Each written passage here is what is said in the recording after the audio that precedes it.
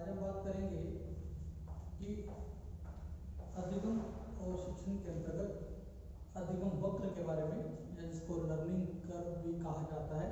तो learning curve के बारे में अगर हम बात करें, जब हम सीखने की मात्रा या उसके प्रयास, समय तथा उसके साथ साथ उसके द्वारा जो लर्निंग के अंदर जो कार्यवाही की जाती है उसके दौरान उसको ग्राफ पे उतारा जाता है, उसको हम लर्निंग कर्व या उसको अधिगम वक्र कहते हैं। वुड्रो तथा बेकर ने इसके बारे में हमें बताया कि इसको कर्व को किस प्रकार से किया जा सकता है। उन्होंने 3 प्रकार की कर्व को डिफाइन किया। इसको ग्राफ पे खींचेंगे तो इसको एक्स एक्सिस मानते हैं, इसको वाई एक्सिस मानते हैं वर्टिकल में, और इसमें लिखते हैं हम क्वांटिटी ऑफ लर्निंग एंड इधर हम लिखेंगे उसका टाइम। वुड्रो तथा बेकर ने इसको 3 प्रकार का लर्निंग का कर्व बताया। पहला उन्होंने बताया है नकारात्मक कर्व या उसको नकारात्मक वक्र कहा जाता है। पहले प्रकार के इस वक्र में वक्र रेखा नकारात्मक गति वाली रेखा कहलाती है और इसके दौरान इस प्रकार के वक्र उस समय प्राप्त होते हैं जब प्रारंभ में अधिगम कार्य उठान की तरफ अर्थात तीव्र गति से होता है और धीरे धीरे वह फिर अपनी एक स्थिति प्राप्त कर लेता है। अतः अधिगम में सफलतापूर्वक उन्नति होती है। और प्रथम वर्ग को अगर हम चित्र द्वारा स्पष्ट करें तो इस प्रकार का चित्र बनेगा, अर्थात एक जब वो सीखने की उसकी जो गति है तीव्र हो और उसके दौरान जो वक्र खींचा जाएगा उसको नकारात्मक वक्र भी मानेंगे। और इसके साथ हमें यह भी क्लियर होगा कि इसके द्वारा जो सीखा गया वो प्रारंभ में बड़ी तीव्र गति से आगे की ओर बढ़ रहा है। दूसरे कर्व की अगर हम बात करें तो उसने जो दूसरे टाइप का जो हमें बताया उसको सकारात्मक कर्व बताया है। यह प्रथम अवस्था में यह तीव्र गति से नहीं होता है, इसकी उन्नति धीरे धीरे बढ़ती जाती है। अगर हम बात करें इस वक्र के बारे में तो इस वक्र को हम सकारात्मक वक्र या इसको हम पॉजिटिव कर्व भी जानते हैं। सकारात्मक गति वाली रेखा कहलाती है ये, और इस प्रकार के वक्र उस समय प्राप्त होते हैं जब प्रारंभ में अधिगम कार्य काफी कठिन होता है। अतः अधिगम से उन्नति प्रारंभ में धीरे धीरे और फिर समायोजन होते ही अधिगम की गति अपने आप ही बढ़ जाती है। इस वक्र में अगर हम बात करें तीसरे वक्र की, तीसरे वक्र को एस शेप्ड वक्र कहा जाता है। इसमें से वही X axis horizontal and Y axis vertical रहता है और इसमें जो कर्व है कुछ इस प्रकार का होता है। इसको एस शेप्ड कर्व भी बोलते हैं, जिसको मिश्रित वक्र रेखा भी कहा जाता है। इस वक्र में इसका जो आकार हमने पहले बात की है एस के रूप में होता है और इस प्रकार के वक्र रेखा के अंदर प्रारंभ में उठान मंद गति से, मध्य में गति तीव्र, फिर थोड़ा इसकी गति कभी चेंज होती रहती है, कभी कम होती है सीखने की और कभी ज्यादा होती रहती है, इसलिए इसको एस शेप्ड कर्व कहा गया है।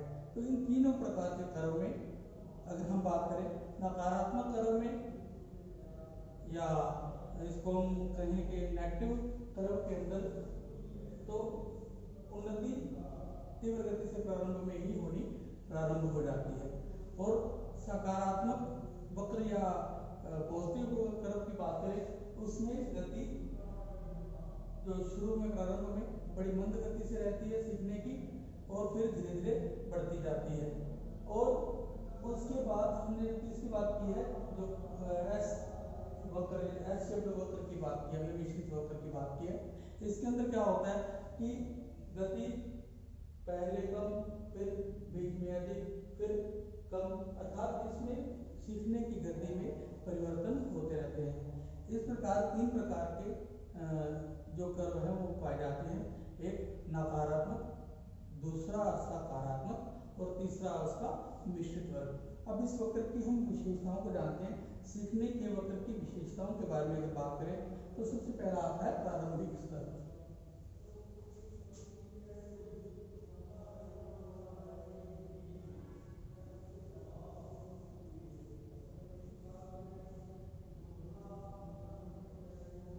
प्रारंभिक स्तर की बात करें तो उसमें सकारात्मक वक्रों में प्रारंभिक स्तर में 0 अथवा कम गति होती है और यह वक्र रेखा में कोई विशेष उन्नति दिखाई इसमें यहाँ नहीं देती है। और बहुधा प्रयोज्य का अधिगम स्थिति में समायोजन न हो पाना इसका मुख्य कारण रहता है। जब अधिगम करता पहले से अधिगम के लिए अगर वह तैयार है और तब प्रारंभिक स्तर में तेजी दिखाई देती है, अर्थात वक्र प्रारंभ से ही उठती हुई प्रतीत होती है। नेक्स्ट है उसके बाद मध्यकीय स्थिति या मध्य स्थिति, जिसको इंटरमीडिएट स्पार्क्स बोला जाता है। अधिकांश वक्र रेखाओं में मध्यकीय स्तर का अधिगम पर अधिगम के तीव्र गति से होने का बोध होता है, अर्थात मध्य के अंदर आकर के चाहे हम तीनों कर्व में किसी भी कर्व की बात करें, चाहे नकारात्मक चाहे सकारात्मक चाहे एस शेप्ड, तीनों मध्य में आकर के इनकी गति तीव्र हो जाती है और यह वक्र रेखा कभी ऊपर उठती है तो कभी नीचे गिरती है। अर्थात सीखते वक्त जब मध्य स्थिति में बालक पहुंचता है या कोई प्राणी पहुंचता है, उसको जो भी सिखाया जाता है, उस दौरान हम यह जान सकते हैं कि जो सीखने वाला है वो सीखते सीखते जब मध्य स्तर पर पहुंचता है उसमें कभी ठहराव भी आता है, कभी वह तेज गति से भी सीखता जाता है, कभी उसकी गति मंद भी होती है। तो इस अवस्था में तीनों प्रकार की स्थितियां हो जाती हैं, ठहराव भी हो जाता है, उन्नति अधिक गति से भी हो सकती है और उसकी गति में मंदता भी आ सकती है। तीसरा है अंतिम स्तर।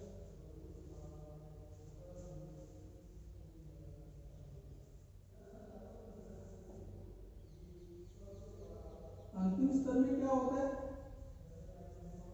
अर्थात जो सीखना है अधिगमकर्ता द्वारा वो अंतिम या चरम सीमा पर पहुंच जाता है। उसकी एक सीमा, एक लिमिटेशन होती है कि यहाँ तक हमें सीखना है। तो उसके अंदर अधिगम वक्र का अंतिम 1/3 भाग से अंतिम दशा का वर्णन किया जा सकता है।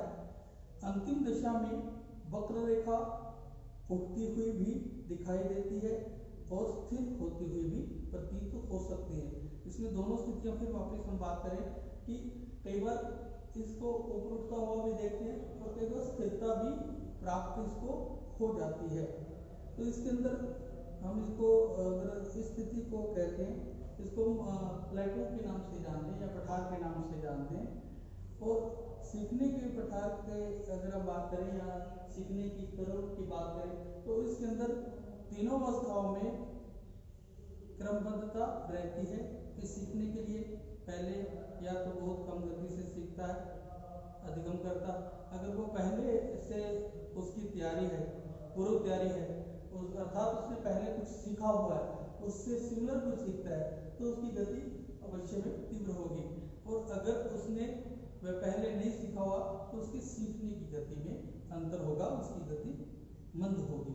और मध्य स्थिति में क्या होता है, मध्य स्थिति में हमारे द्वारा भी अगर कुछ सीखा जाता है तो उसके अंदर हम कई बार रुक जाते हैं, कई बार उसमें ठहराव आ जाता है, कई बार उसको हम एक गति के अनुसार चलते जाते हैं या फिर उसके अंदर गति मंद भी हो सकती है। और तीसरी अवस्था की हम बात कर रहे थे, तीसरी अवस्था में यह स्थिर भी दिखाई देती है और ऊपर बढ़ती हुई भी दिखाई देती है।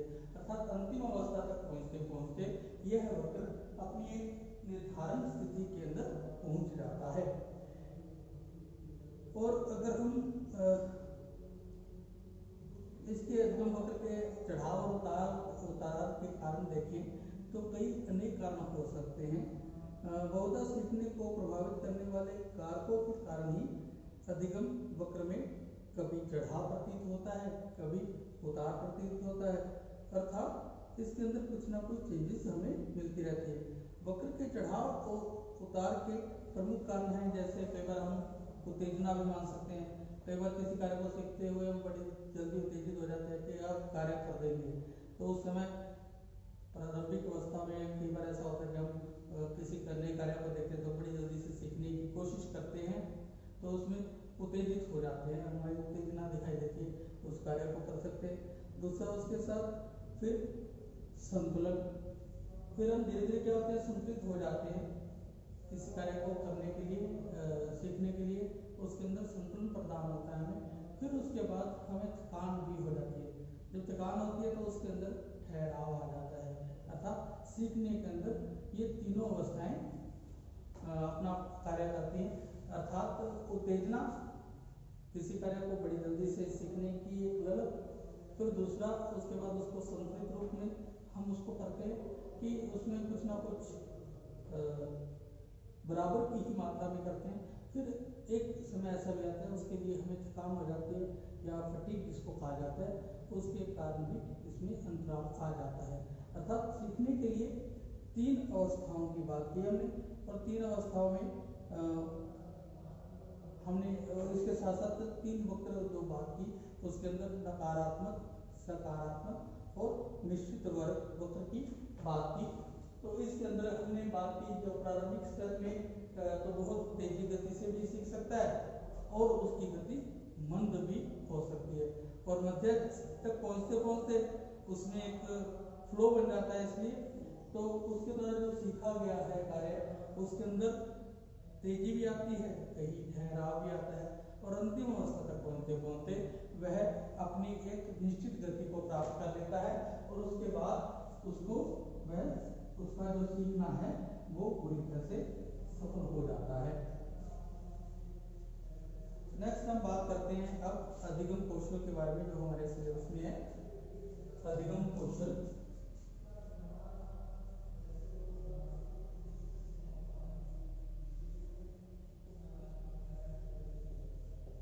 अर्थात लर्निंग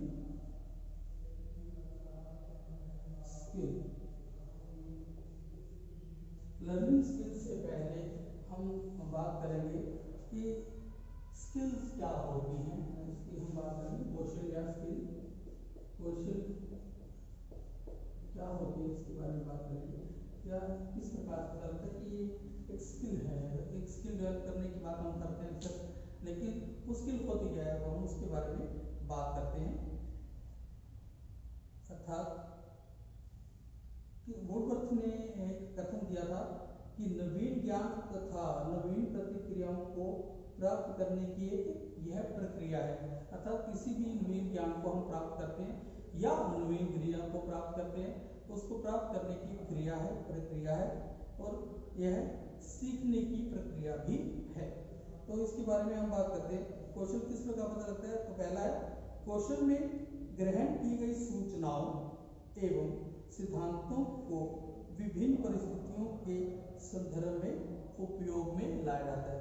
अर्थात किसी भी कार्य को जब हम सीखते हैं तो उस कार्य को, जो सीखा गया कार्य है हमारा, तो उसके द्वारा जो हमें ग्रहण की गई हमारी सूचनाएं हैं तथा उसके सिद्धांत हैं, उसको विभिन्न परिस्थितियों के संदर्भ में उसको प्रयोग में लाया जाता है या उपयोग में लाया जाता है। कि एक परिस्थिति में किसी वस्तु को हमने सीखा या किसी कार्य को हमने सीखा, तो एक परिस्थिति में हमने वह कार्य करके देखा, तो दूसरी स्थिति में भी वह कार्य को करके देखने को कौशल कहते हैं। दूसरा है कौशल को प्रत्यक्ष रूप में देखा जा सकता है। इसका एक और हम इसको कह सकते हैं कि इसका एक प्लस पॉइंट है कि भौतिक होता है, इसको हम प्रत्यक्ष रूप से देख सकते हैं।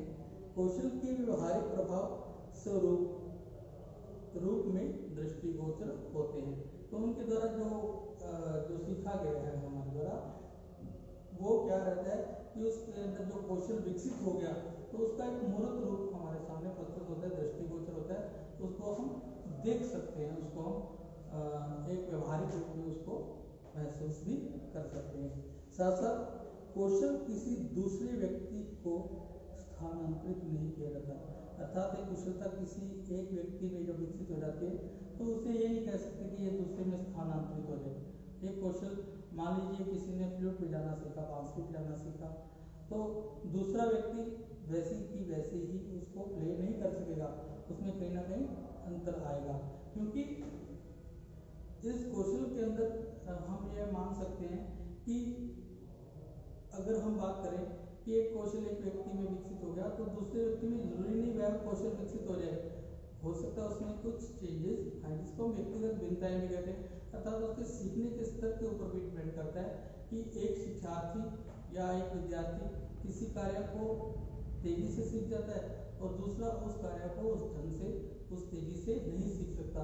इसलिए हम कह सकते हैं कि ये कौशल एक दूसरे के ऊपर के अंदर हम उसको हस्तांतरित नहीं कर सकते, ये हस्तांतरित होते हैं। नेक्स्ट है, कौशल का संबंध किसी एक कार्य में दक्षता या कुशलता प्राप्त करने से है। बार बार अभ्यास से अर्जित किए गए कौशल स्थायी हो जाते हैं और इसका क्षेत्र अत्यंत सीमित है। अब हम बात करें कौशल किसी एक कार्य में कुशलता प्राप्त करना रहता है, यानी कि विभिन्न कार्यों में कुशलता प्राप्त करता है, तो एक पर्टिकुलर जिस कार्य में उसने निपुणता हासिल कर ली, उसमें कौशल विकसित हो गया, वह दूसरे कार्य के लिए उसका प्रयोग करना संभव नहीं होगा। कई बार ऐसा होता है, हम इसको यह मान सकते हैं कि मान लीजिए एक व्यापारी है, वो कपड़े का व्यापार करता है, तो व्यापार के नाम से हम ये समझ सकते हैं कि उसके अंदर कपड़े बेचने का गुण पैदा हो गया, अब उसके लिए कुशल हो गया, लेकिन जरूरी नहीं वह व्यक्ति चश्मा बेचने का कार्य भी कर सके, उसमें वह कुशलता भी विकसित हो सके। अब उसको अगर चश्मा बेचना है, उसका कार्य सीखना है, तो उसके लिए फिर दोबारा से उसको प्रारंभ करना पड़ेगा, सीखना प्रारंभ करना पड़ेगा, फिर उसकी कुशलता प्राप्त करनी पड़ेगी, अर्थात उसकी दक्षता प्राप्त करनी पड़ेगी। वह दक्ष होने पर ही उसमें वह कौशल विकसित हो सकेगा। नेक्स्ट है, कौशल का संबंध बालक के क्रियात्मक पक्ष से होता है। कौशल में विभिन्न पदों को निश्चित रूप में संगठित करके गामक क्रियाएं की जाती हैं, अतः यह पूर्णतः प्रयोगात्मक स्वरूप के लिए प्रयोग होता है। अब बात करें कि इसको क्रियात्मक पक्ष से अगर हम बात करें तो इसको हम कोनेटिव वे में इसको मान सकते हैं। अगर उसका बार बार क्रिया करने से उसमें कुशलता उत्पन्न होगी और उस कुशलता को तभी वह ग्रहण कर पाएगा अगर वह उसको बार बार रिपीटिशन में जाएगा और उसमें एक ही कौशल उसके अनुसार विकसित हो पाएगा। अब हम बात करते हैं अधिगम कौशल की, जिसको लर्निंग स्किल कहा गया। अब हम इसकी बात करते हैं। स्किल्स को हमने जान लिया, अब लर्निंग स्किल्स क्या है। लर्निंग स्किल की अगर बात करें तो हमने पहले उर्वरक के द्वारा जो कहा गया था स्किल्स के बारे में, उसी को आगे लेकर के चलते हैं। उनके इस कथन के अनुसार यह मान सकते हैं, स्पष्ट हो जाता है कि अधिगम या सीखना एक प्रकार का कौशल ही है।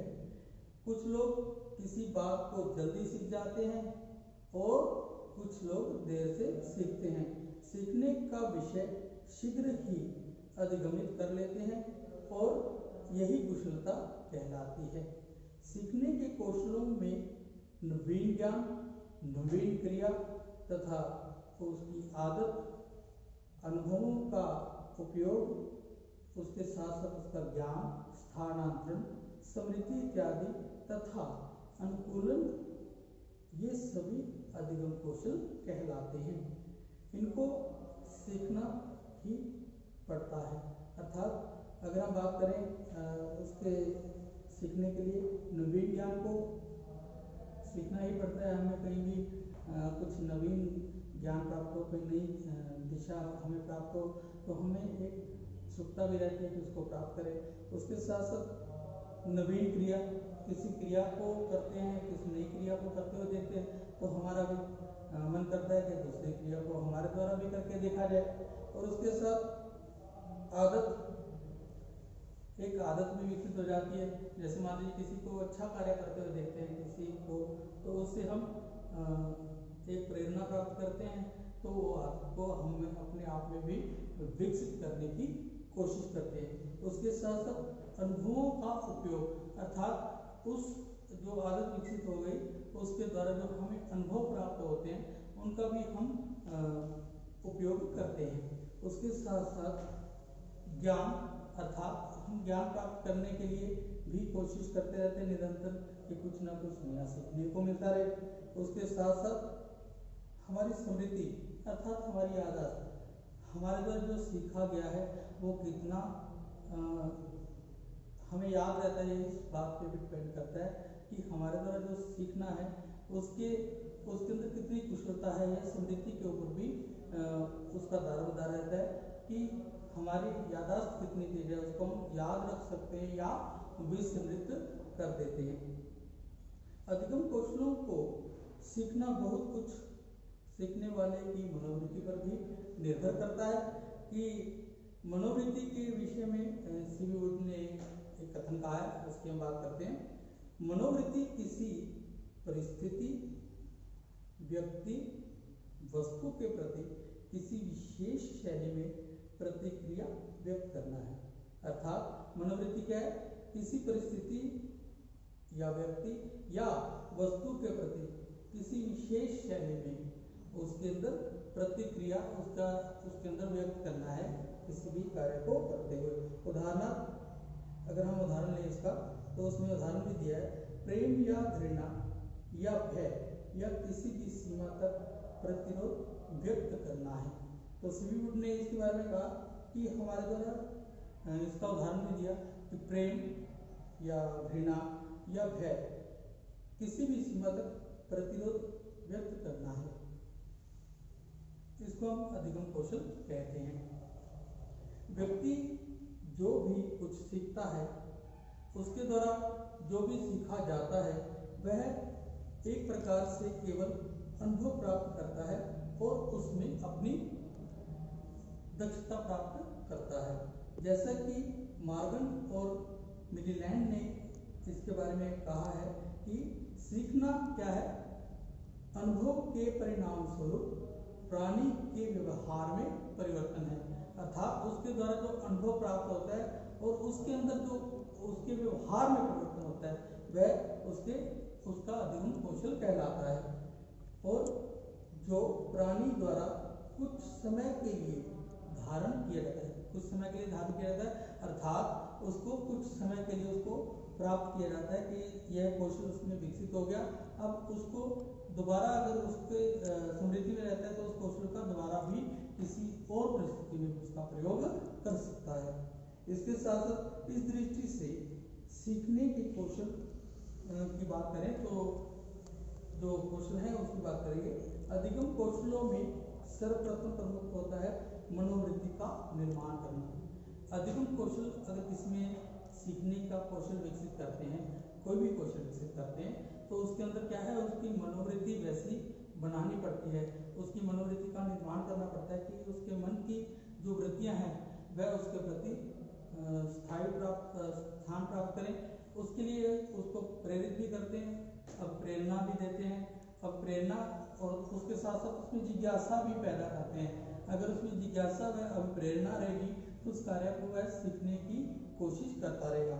इसके साथ साथ मनोवृत्ति के द्वारा किसी विशेष प्रकार के कार्य करने का कौशल अपने आप विकसित हो जाता है, जिसे अभिवृद्धि तथा विकास, समूह प्रक्रिया, मानसिक स्वास्थ्य, विद्यालय अधिगम तथा मापन वो मूल्यांकन के ये क्षेत्र हैं जिनमें अधिगम कौशलों का परिचय मिलता है तथा मनोवृत्ति अधिक उसके लिए अर्जित होती है।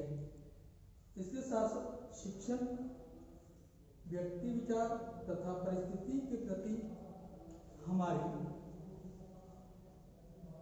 धारणाएं सीखे हुए दुखद या सुखद अनुभवों से आती है। सीखने का स्थानांतरण, विस्थापन, अनुकूलन, संतुष्ट असंतुष्ट होना अधिगम द्वारा ही मनोवृत्ति को निर्देश करता है। अर्थात हमारे द्वारा जो कार्य सीखे गए हैं तो उसमें कुछ अनुभव ऐसे भी रहते हैं जो दुखद होते हैं, कुछ अनुभव ऐसे भी रहते हैं जो सुखद होते हैं। तो दोनों प्रकार के अनुभवों के आधार पर उसके द्वारा जो अधिगम कौशल है वो तभी विकसित हो पाएगा प्रॉपर ढंग से अगर सही उसको प्राप्त कर सकता है।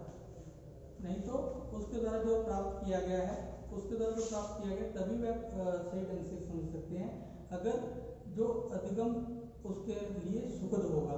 अगर दुखद होगा उसका अनुभव तो हो सकता है उस कार्य को वह पूरी तरह से ना सीख सके या उसको बीच में छोड़ दे। तो इसलिए आज हमने जो बात की, एक तो हमने अधिगम वक्र की बात की और उसके साथ साथ अधिगम कौशल को सीखने की बात की। Thank you students.